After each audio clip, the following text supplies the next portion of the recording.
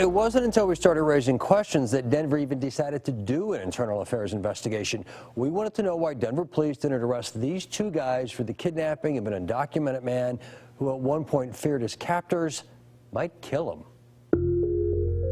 When 25-year-old Jose Salguero Martinez was handcuffed at gunpoint, his alleged kidnappers posted part of it on Instagram. It would be Aurora police who rescued Salguero Martinez from this Radisson hotel. Officers arrested 34-year-old Brandon Sharp and 40-year-old William Holland for kidnapping. But those suspects initially took Martinez to this Best Western in Denver. That's where relatives say the suspects had demanded $1,500 or the undocumented Salguero Martinez would be handed over to Immigration and Customs Enforcement. The family actually paid the money, but when the men allegedly demanded another $5,000, relatives called Denver police. Body cam obtained only by the problem solvers shows what went wrong from there. We got DVD here. Again, Denver police called to a Best Western hotel well before Aurora police ever got involved. We fed him. He's okay. You're okay?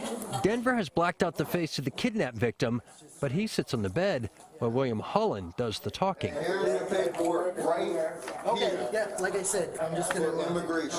Prosecutors would later say it was bogus paperwork for an immigration bond, but the Denver officer simply takes the word of the bounty hunters. What was the bond originally for? That we don't know. We just know it was out of New York. When the officer finally tries talking to the victim, there's an obvious language barrier. Okay, what'd you do wrong in New York? What were you in trouble for? New York. No. What happened? What did you get in trouble for? Why did you get in trouble in New York? I never go to New York. The officer never bothers to get a Spanish language interpreter. He just relies on what William Holland tells him. If he'd done a background check on Holland, he might have discovered the 40-year-old has 6 pending criminal cases, including 2 separate incidents of impersonating a police officer. Has she paid you guys any money? No. For anything? Okay, because that was the other hiccup. She's saying she gave you guys like $2 grand and you wanted to... When the officer goes to talk to the victim's aunt, I'm sorry, not speaking very perfect.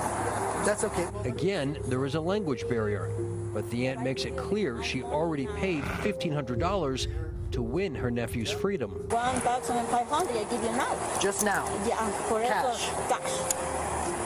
Because it's not in the room. I just talked to them. They can't take money. The officer seems to assume there was no shakedown for money based on the word of the alleged kidnappers. We never see the cop actually investigate if the men have wads of cash or not. Meanwhile, the aunt insists she was extorted for money in the hotel parking lot.